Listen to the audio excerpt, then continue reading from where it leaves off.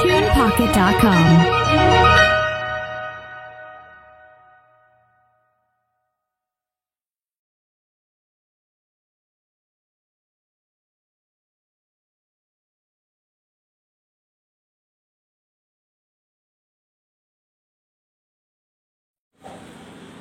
Assalamualaikum warahmatullahi wabarakatuh. Kembali lagi dengan channel kesayangan kita, Faza NDR. Oke, sebelum saya mulai, bagaimana kabar kalian hari ini? Mudah-mudahan selalu diberikan kesehatan dan selalu diberikan kekuatan oleh Allah serta perlindungan oleh Allah,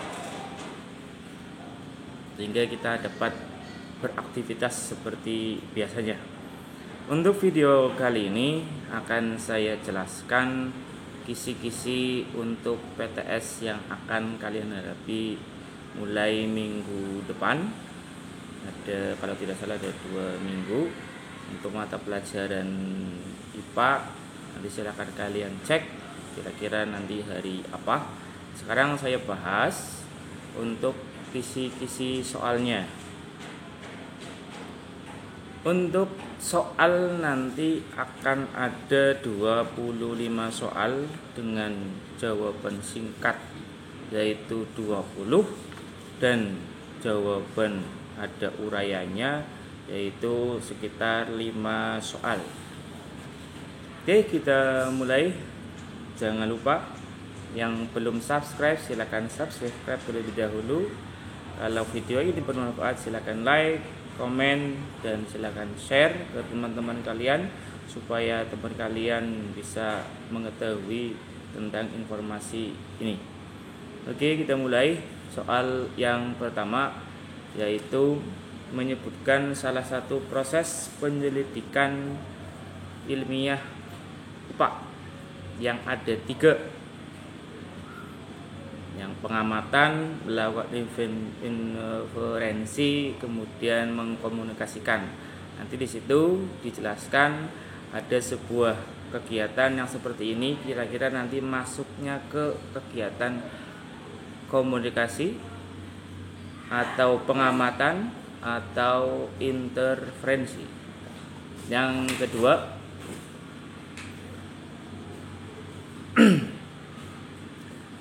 hampir sama untuk kisi-kisinya. Jadi nanti ada suatu kegiatan, di situ nanti kalian tentukan termasuk kegiatan ilmiah IPA yang masuk ke mana. Baik itu percobaan, pengamatan, kemudian melakukan inferensi dan mengkomunikasikan. Kemudian yang ketiga, kalian bisa membedakan mana yang termasuk pengukuran, mana yang termasuk satuan, mana yang termasuk hasil pengukuran. Itu kira-kira. Kemudian yang masih nomor 3. Nomor 3 masih berkaitan dengan nomor 3 ya. Yaitu pengamatan dengan menggunakan panca indera. Misal mata, seperti nanti untuk pengamatan melihat. Kemudian bau berarti dilakukan oleh hidung, atau ketika kita mendengar berarti dilakukan oleh telinga. Ketika kita mau merasakan rasa berarti kita menggunakan lidah, dan seterusnya. Nah, di situ dijelaskan, silakan nanti kalian pilih jawabannya kira-kira menggunakan panca indera yang mana. Yang keempat,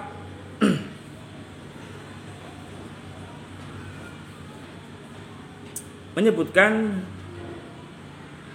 atau membedakan mana yang besaran dan yang bukan besaran, atau mana yang termasuk besaran dan mana yang bukan termasuk besaran. Terus alasannya apa? Misalkan panjang itu termasuk besaran. Mengapa disebut besaran?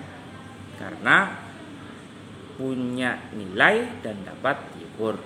Terus kemudian contoh yang lain, cinta itu bukan besaran karena dia tidak punya nilai dan tidak dapat diukur. Itu nomor 4. Kemudian nomor 5, kalian bisa membedakan mana yang besaran, mana yang satuan, mana yang termasuk hasil pengukuran. Misalkan di situ tertulis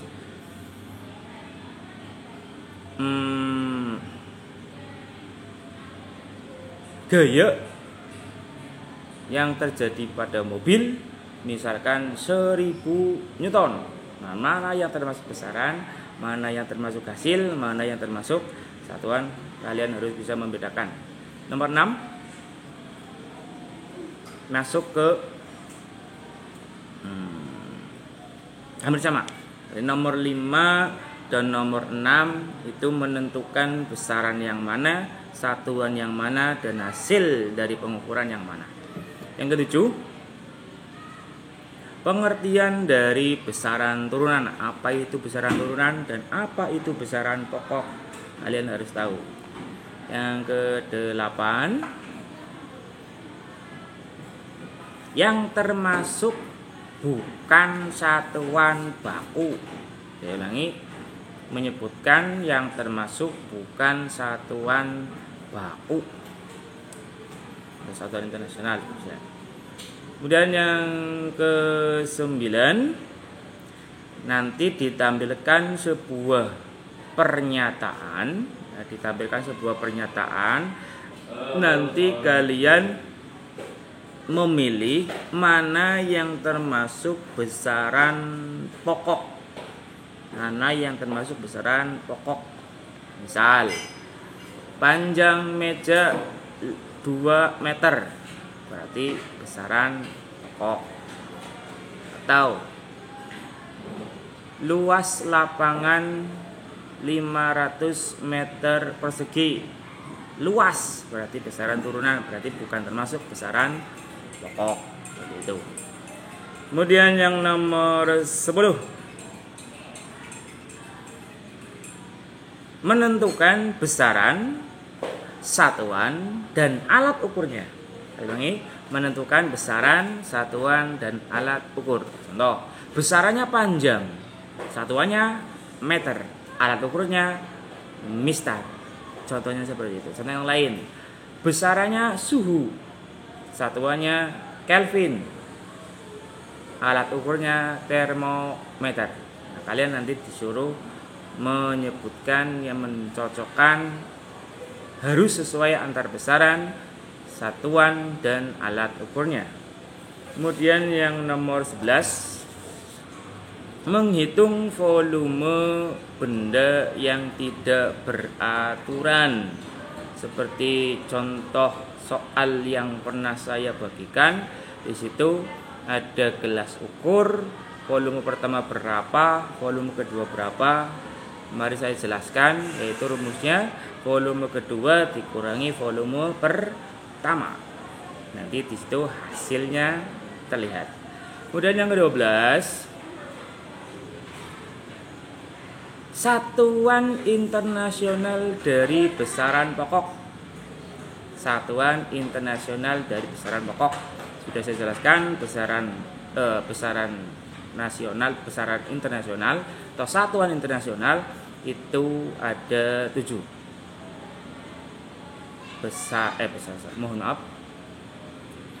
Besaran pokok menyebutkan satuan besaran pokok.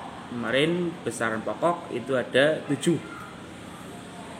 Massa satuannya kilogram, panjang satuannya meter, Celsius satuannya Kelvin, dan seterusnya yang ada 7. Nanti silakan kalian cermati, kalian pelajari lagi. Yang ke-13, menghitung laju pertumbuhan.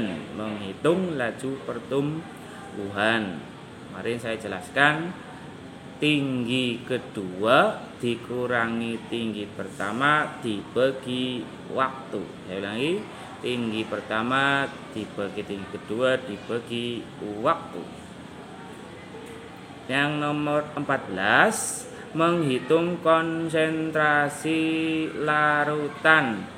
Kemarin juga sudah saya jelaskan bahwasanya konsentrasi larutan memiliki rumus zat terlarut dibagi zat pelarut. Saya ulangi, zat terlarut dibagi zat pelarut. Misalkan gulanya 5 kilo, kemudian airnya 2 liter, berarti 5 dibagi 2, seperti itu. Kemudian yang ke-15,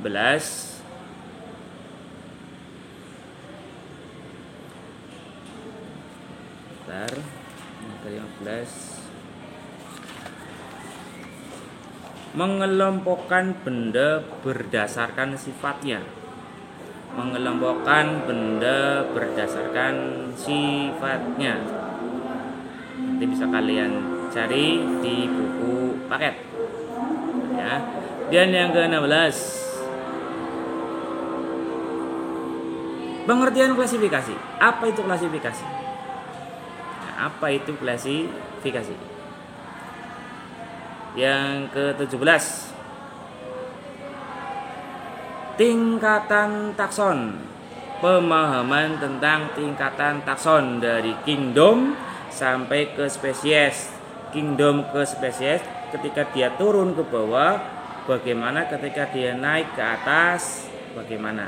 Apakah ketika dia turun, semakin turun persamaannya semakin banyak atau semakin sedikit, atau ketika dia naik ke atas persamaannya semakin banyak atau semakin sedikit. Nanti bisa kalian buka lagi presentasi yang pernah saya bagikan.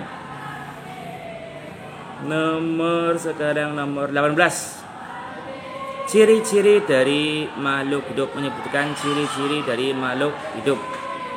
Yang 19, menentukan genus atau spesies pada sebuah nama ilmiah. Contoh, Oryza sativa, genusnya adalah Oryza, sativanya adalah spesies. Seperti itu. Nomor 20,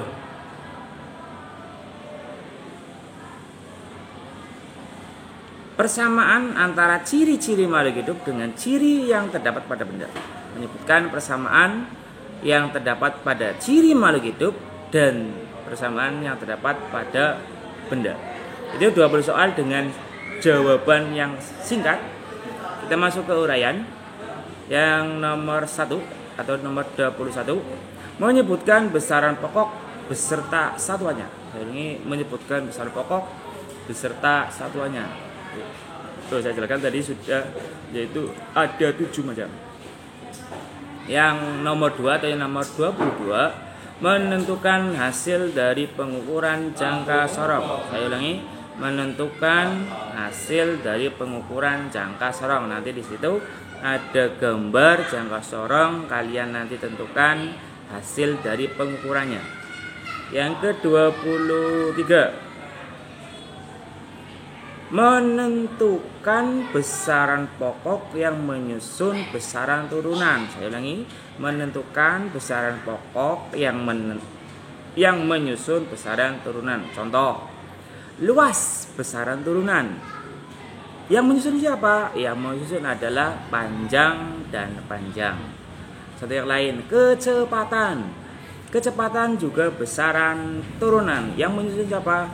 Yaitu panjang dan waktu. Contohnya seperti itu. Yang ke-24, menyebutkan ciri-ciri makhluk hidup. Yang ada 8, itu kalian sebutkan semuanya. 25, mengurutkan tingkatan takson, yaitu pada kingdom animalia dan kingdom plantae. Dari kingdom, kemudian bawahnya divisio atau filum, dan seterusnya sampai nanti terakhir adalah spesies. Kingdomnya seperti apa, kemudian kingdom animalia seperti apa, kingdom plantae atau tumbuhan seperti apa, nanti kalian sebutkan dari yang paling besar sampai yang paling kecil. Itu kira-kira untuk kisi-kisi PTS yang akan kalian hadapi minggu depan. Jangan lupa persiapan diri kalian dengan cara belajar serta jaga kondisi tubuh, jaga kesehatan supaya nanti ketika pelaksanaan PTS kalian bisa fit dan bisa menjalankan dengan baik. Mudah-mudahan ini bermanfaat. Silakan share sebanyak-banyaknya kepada teman kalian dan saya doakan kalian bisa mengerjakan semuanya dan mendapatkan hasil yang terbaik dan hasil yang paling maksimal. Saya akhiri, wassalamualaikum warahmatullahi wabarakatuh.